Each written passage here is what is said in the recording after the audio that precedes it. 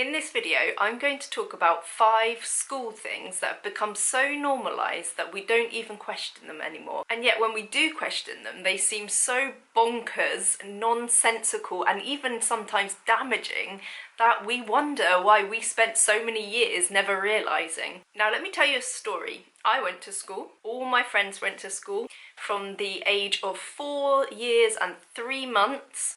Oh, look at my cute little mushroom haircut. To the age of 16. Oh my god, it's so embarrassing. I can't believe I just showed that one on the internet. Pretend you didn't see that, okay? Let's move on. Did I ever question why some of the things I had to do were actually worthwhile, important? Did I ever question that sometimes actually they were a bit demeaning of me as a human? No, I never did, until I became a parent and was faced with the decision of having to send my children to school or not. And when I started to look at it through a different lens, some of the things just made no sense to me. Okay, let's get into school scam number 1, but first I just got to make myself a coffee. A few moments later. That's better. Right.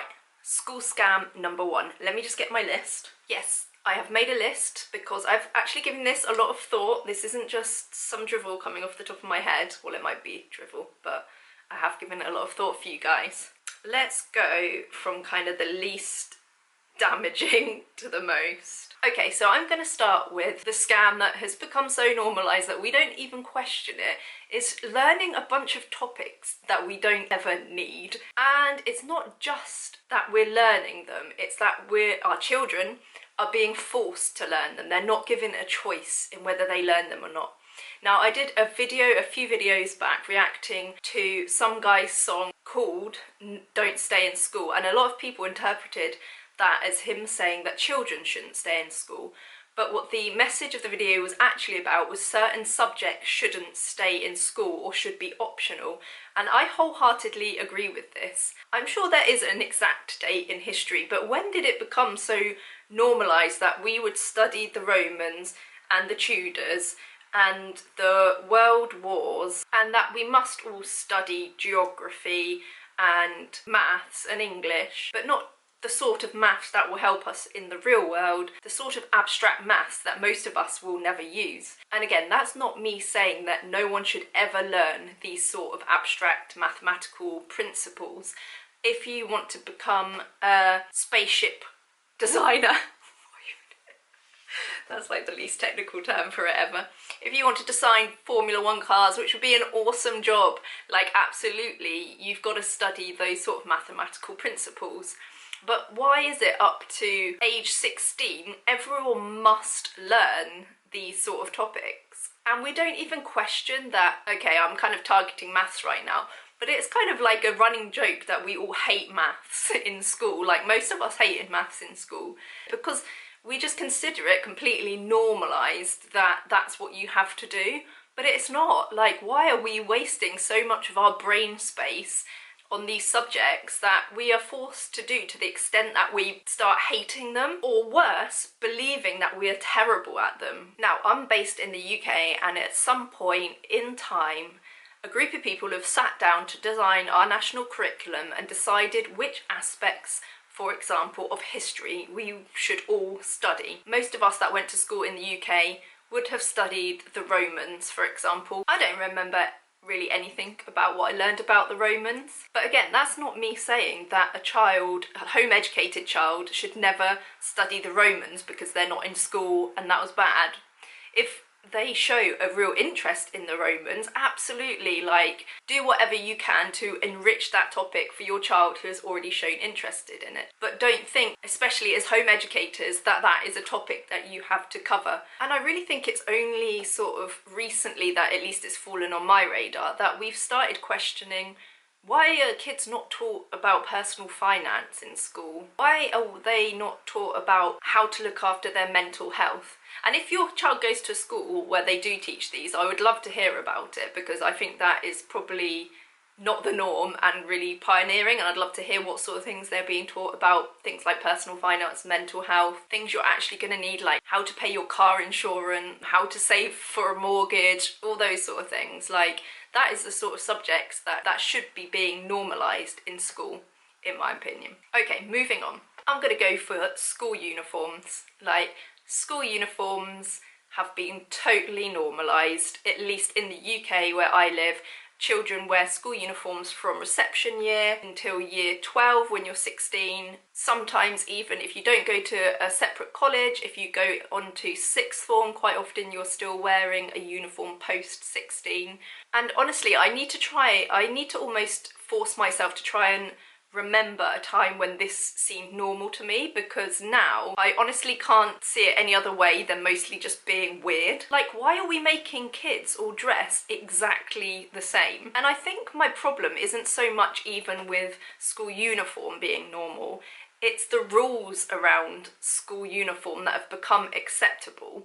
Okay, so story, unless you think I'm exaggerating. In my secondary school, so from the ages of, I guess, 11 to 16, we all had to wear, obviously, the same jumpers, they were navy blue, and a tie. And there was this thing called White Card Day. And the white card was put up in our main reception area where we'd all cross through several times a day to get to different lessons. And if there was a white card up, that meant you were allowed to take off your jumper and show your white shirt underneath. This meant that someone, a teacher, had deemed it hot enough that we should be allowed to take our jumpers off without having to ask. Like, it had reached some universally accepted body temperature that everyone must feel the same, and you can now henceforth take your jumper off for that one day. On other days, you had to ask your teacher if you were allowed to take it off and explain your reasons.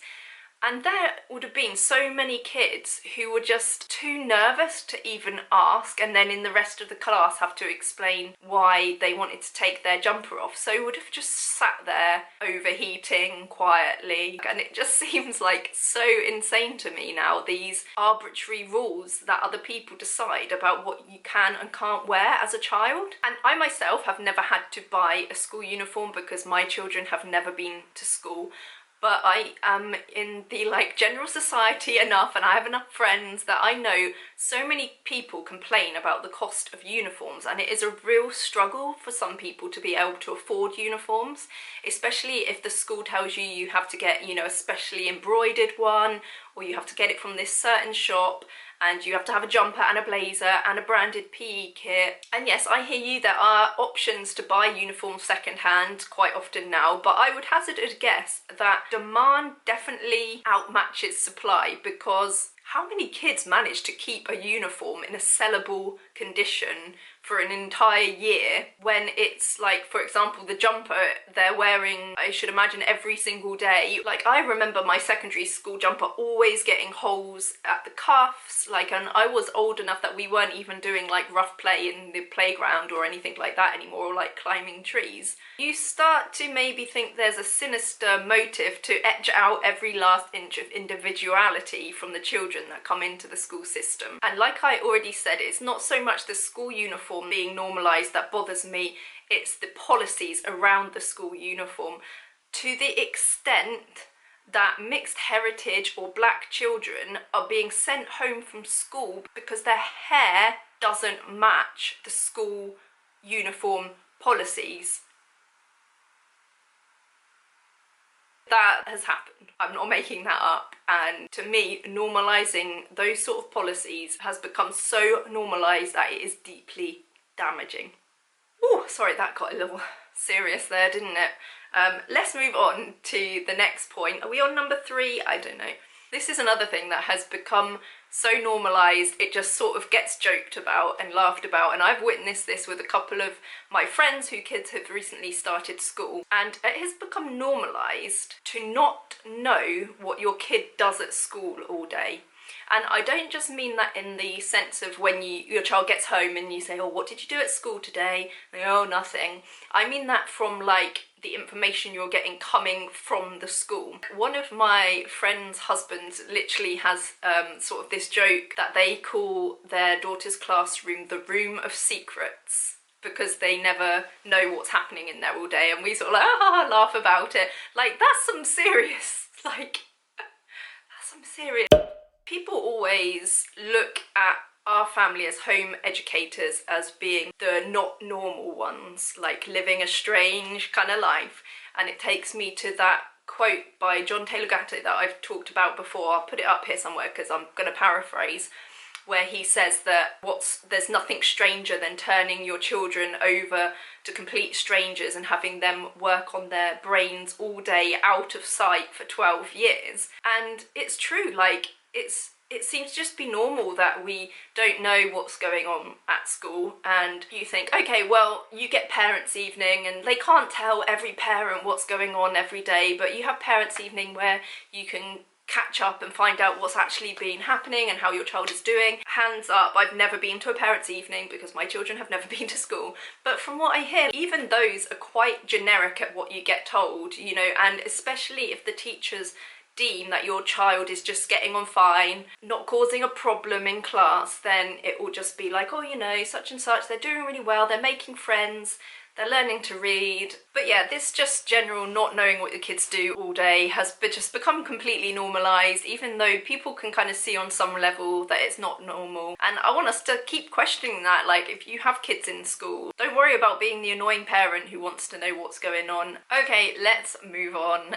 This one might not have come up as much of a surprise to you, but this is homework. Probably for the most of school history, homework has been seen as completely normal and acceptable. You have probably heard me talk about Alfie Kohn before, who describes homework as making children work a second shift when they get home from school. When you think about it, it's kind of weird that after spending all day in school, kids are asked to do more academic assignments when they get home. What's weirder about that is that we don't think it's weird. Why do kids need to work a second shift when they get home on academic assignments? And I completely agree with this. Like, school takes up enough of a child's life as it is that I really don't think it should be normal for them having to do more of that when they get home. And I've come to understand that this is really like a systemic problem with the whole principle of school.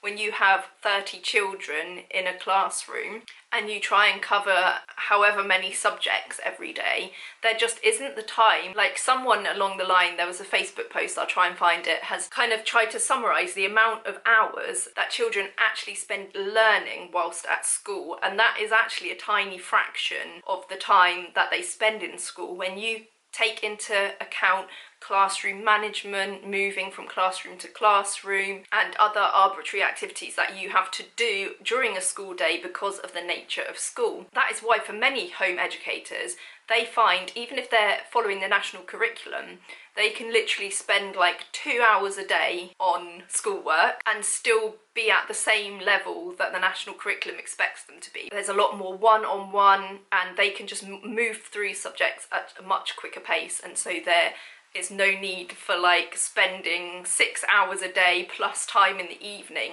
doing academic work. It's becoming more and more normal for children to be getting homework literally in like their first year of school, if not year one. Like, I have known, I think quite a lot of the time now, there are parents who are questioning the validity and benefit of homework when the child's only spare time in the day is being taken up with more schoolwork. So more power to them. Like, if you have the option to push back against the school and say, actually, this is completely unreasonable for even the age or the temperament of my child, like my child cannot deal with having no downtime during the day, I would completely encourage all parents to look at what is being expected of their children and how much school life is invading home life, and realise that that isn't normal. And I heard one person describe it as, conditioning them to be the adults who don't know how to say no to their boss. And I can completely agree with that. How many of us as adults have completely burned ourselves out because when we get home from our 9-to-5 job, we spend half the evening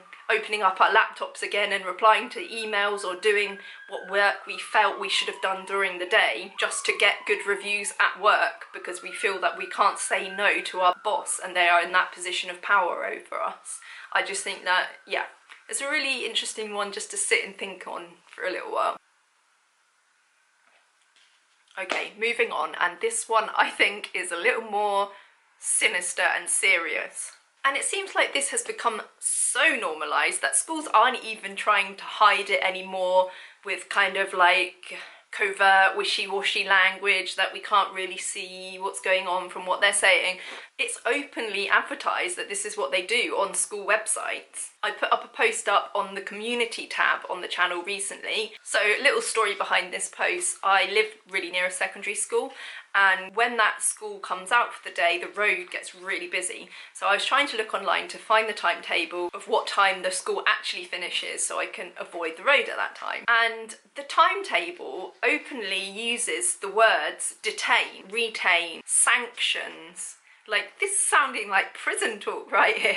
I'll read you from this school timetable. At the bottom it says, please note that students may sometimes be retained in school for up to 20 minutes without prior notice. This is in line with school sanctions. And that is just normal. And it was normal in my day for kids to get detentions and have to stay behind after school. And when I look at it now, I'm just like, no, sorry, you're not detaining my child in your school because you have deemed they have done something worthy of being detained. And what happened to like trying to get to the root of why certain children are acting in these ways, and that maybe like more time in school isn't the solution to that. This is right before our eyes. Even if we go onto the UK government website, there is a section about detention. Schools do not have to give notice to parents for after school detention so long as the pupil can get home safely after. I don't know how they establish that fact, but to me, honestly, this is all just part of taking power away from the parents and giving it to the system, and making the divide between the child and the family home as big as possible. And for me, the fact that that has become so normalised is a problem, and something that I really just don't want my children to be a part of. And for those of you who have no choice but for your children to go to school,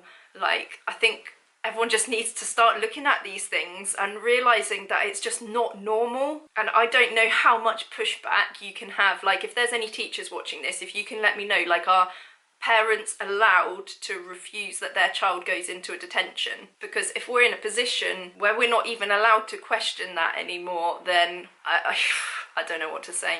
Okay, I'm moving on to my last point. If you're still here, thank you so much. If it has provided any value for you, I would really appreciate you give the video a like and subscribe if you haven't already. It really helps this channel grow and for me to be able to bring you more of my mad ramblings on these subjects. It would be remiss of me not to include this last point.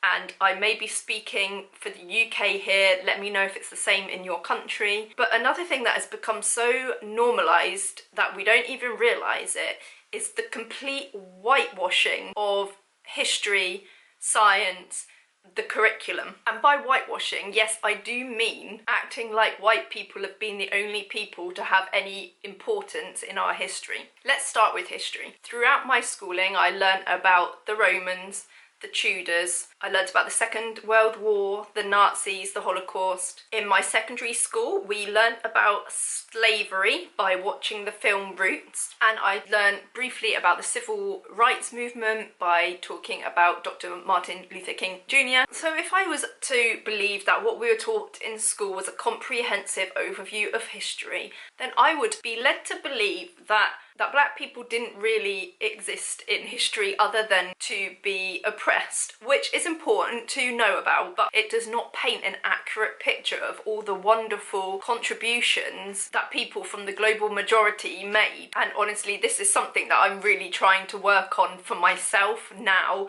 so that I can impart that on my children. And to me, that is something that's so important that I bring into our home educating lives. And we have been home educating for over a year now, which is a tiny amount of time, but along with all these things that have become so normalised we don't even realise they're complete scams anymore, it has given me enough insight to know that I want to keep home educating my children. And if you are interested in the reasons why I have made this video here,